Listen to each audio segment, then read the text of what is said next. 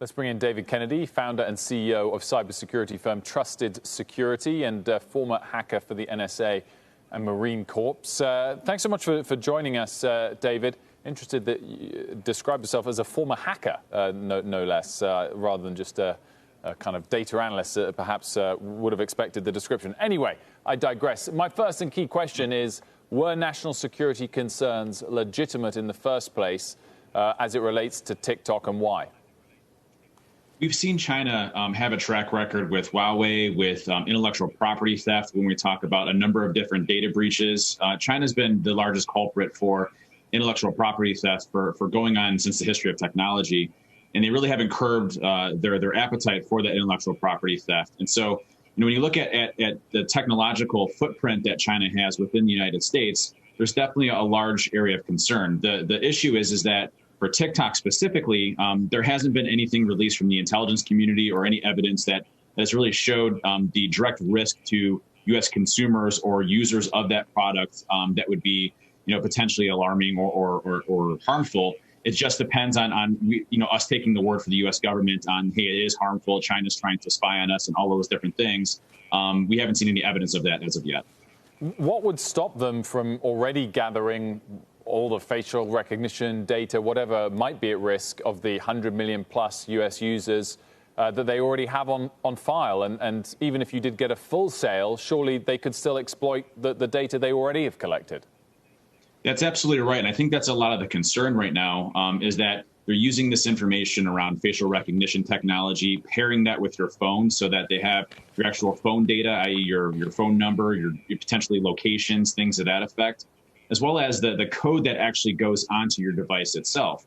If they can triangulate and focus in on, key targets or people in positions, can they send code directly to the phone itself to eavesdrop on those? So there's a lot of security concerns around what China's capabilities are when it comes to this. Not necessarily that they've done it before, but you're absolutely right in the fact that if this becomes a U.S.-based company, U.S.-based servers, things to that effect, they already have a lot of that data. And I think that's a lot of the large concern right now, is that a lot of the influence from these types of companies, when it comes from a Chinese technology companies here in the United States, the potential stronghold that they have on harvesting that data and using that data for malicious purposes.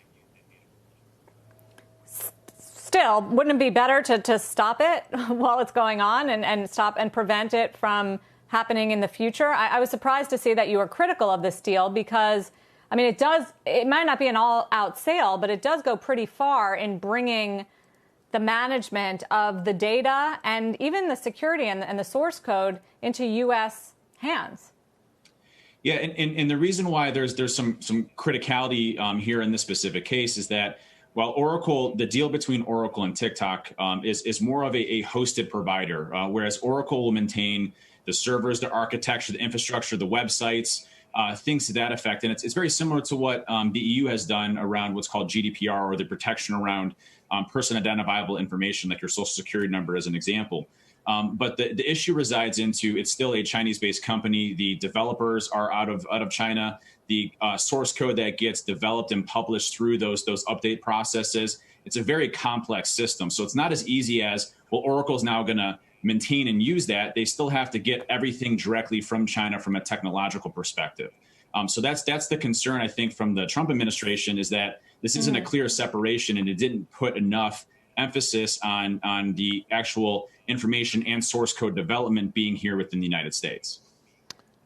David Kennedy. So I mean, I just have a quick follow-up. I don't understand the technology as well as you do. So why can't, say, if that source code, if they do push an update from China, why can't Oracle now, with that visibility, be able to stop that update, or at least censor that update to make sure that it's okay before it goes to U.S. consumers?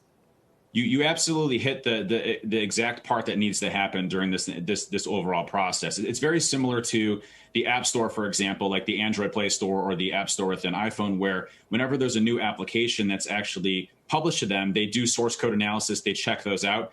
As part of this deal, that would absolutely need to be part of that to ensure that any new source code that was being published from TikTok's parent company in China would go through a rigorous screening and source code analysis process each time that it's pushed through. So that's absolutely doable and absolutely possible. Wasn't necessarily part of the discussions of what was going to happen here. And I hope that's something that they do agree upon, because that would add a lot of security control around what's actually being used in U.S.-centric data, U.S.-centric servers. That's up for I think that's what they're talking about. It's not as of right now. So it was primarily architecture driven of how they were going to store the data and where the data resides at, not necessarily app updates that are being pushed and what actually runs the back end infrastructure and algorithms around TikTok itself.